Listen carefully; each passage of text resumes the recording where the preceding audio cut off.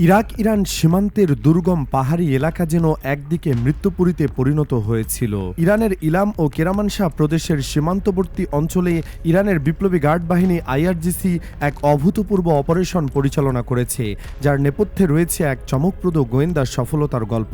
এই অপারেশনের লক্ষ্যবস্তু ছিল কুর্দি বিচ্ছিন্নতাবাদী গোষ্ঠী পিজেএ-কে, যাদের ইরানের বুকে ছুরি মারার জন্য পাঠানো হয়েছিল বলে দাবি করা হচ্ছে। কিন্তু তারা যে ইরানের মাটিতে পা রাখা মাত্রই তাদের নিজেদের কবর রচনা করতে যাচ্ছে তা হয়তো আজ করতে পারেনি। এই সফল অভিযানের পেছনে অবশ্য শুধু ইরানের গোয়েন্দার ক্ষমতা নয়, এবং এক অপ্রত্যাশিত শক্তির সহযোগিতা রয়েছে, যা মধ্যপ্রাচ্যের ভূরাজনীতির নতুন সমীকরণ তৈরি করতে পারে।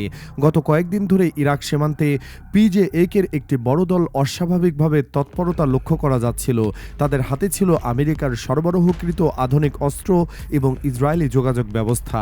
তাদের লক্ষ্য ছিল স্পষ্ট: ইরানের ইলাম এবং কেরামানশাহ প্রদেশে অনুপ্রবেশ করে নাশকতামূলক কার্যকলাপ পরিচালনা করা, নিরাপত্তা বাহিনীর উপর হামলা চালিয়ে অস্থিতিশীলতা ছড়িয়ে দেওয়া। তারা ভেবেছিল দুর্গম পাহাড়ি পথ ব্যবহার করে তারা সহজেই ইরানে ঢুকে পড়তে পারবে, কিন্তু তারা জানত না তাদের প্রতিটি পদক্ষেপ, প্রতিটি পরিকল্পনা নজরদারির আওতায় রয়েছে।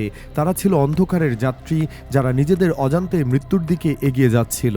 এই পর্যায়ে দৃশ্যপটে প্রবেশ করে তুরস্কের জাতীয় গোয়েন্দা সংস্থা MIT। তুরস্ক দীর্ঘদিন ধরে নিজেদের শত্রু পিকেকে এর ইরানি শাখা পিজেএ-এর ওপর কড়া নজর রেখে আসছে। MIT-র এজেন্টরা ইরাকের কুর্দিস্তান অঞ্চলে গভীরভাবে সক্রিয়। তারা জানতে পারে যে পিজেএ-এর একটি বড় দল ইরানে অনুপ্রবেশের প্রস্তুতি নিচ্ছে। শুধু তাই নয়, তারা ওই দলের নেতাদের ফোন কল এবং এনক্রিপ্টেড রেডিও বার্তাও আটকে ফেলতে সক্ষম হয়। MIT বুঝতে পারে পিজেএ-কে শক্তিশালী হলে তা শুধু ইরানের জন্যই নয়, তুরস্কের জন্য একটি বড় হুমকি হয়ে দাঁড়াবে। কারণ পিজেএ-কে হলো তুরস্কের চিরশত্রু পিকেকে-এর ইরানি সংস্করণ। এই বোঝাপড়া থেকে তুরস্ক কোনো কালক্ষেপণ না করে এই গোয়েন্দা তথ্য ইরানের আইআরজিসির কাছে পৌঁছে দেয়। তুরস্কের দেওয়া তথ্য ছিল অত্যন্ত গুরুত্বপূর্ণ: অনুপ্রবেশের সঠিক সময়, রুট এবং যোদ্ধাদের সংখ্যা। এই তথ্যই পুরো খেলার মোড় ঘুরিয়ে দেয়। MIT শুধু তাদের অবস্থান চিহ্নিত করেনি, তারা তাদের ইলেকট্রনিক ওয়ারফেয়ার সিস্টেম কোরাল ব্যবহার করে কুর্দি যোদ্ধাদের এনক্রিপ্টেড রেডিও সিগন্যাল হ্যাক করে ফেলে। ফলে পিজেএ-এর কমান্ডাররা যখন তাদের যোদ্ধাদের নির্দেশ দিচ্ছিল, সেই নির্দেশের একটি কপি সরাসরি চলে যাচ্ছিল আইআরজিসির যুদ্ধকক্ষে।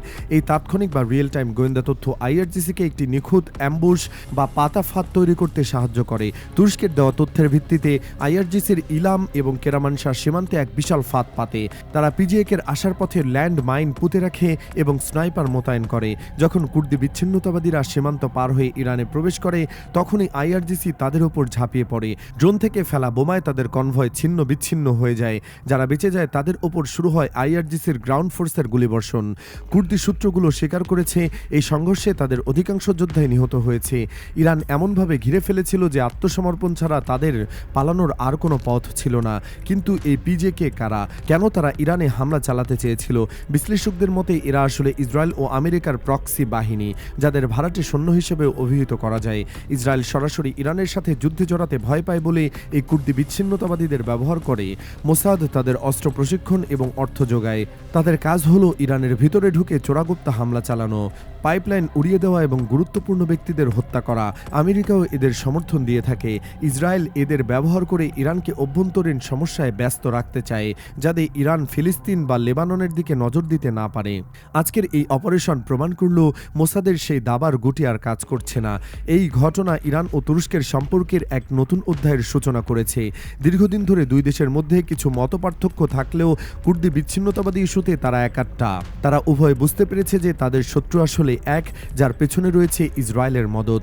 MIT এবং আইআরজিসির এই সহযোগিতা প্রমাণ করে দেয় নিরাপত্তা ইস্যুতে দুই দেশ এখন একে অপরের উপর কতটা নির্ভরশীল। এরদোয়ান জানেন ইরান সুরক্ষিত থাকলে তুরস্ক নিরাপদ, আবার ইরানও জানে তুরস্কের সাহায্য ছাড়া সীমান্তের শান্তি ফেরানো কঠিন। এই অপারেশনের রেশ ধরে তুরস্কের বিমান বাহিনীও ইরাকের ভেতরে পিজেএ-এর পেছনের ঘাঁটিগুলোতে ব্যাপক গোলাবর্ষণ করেছে।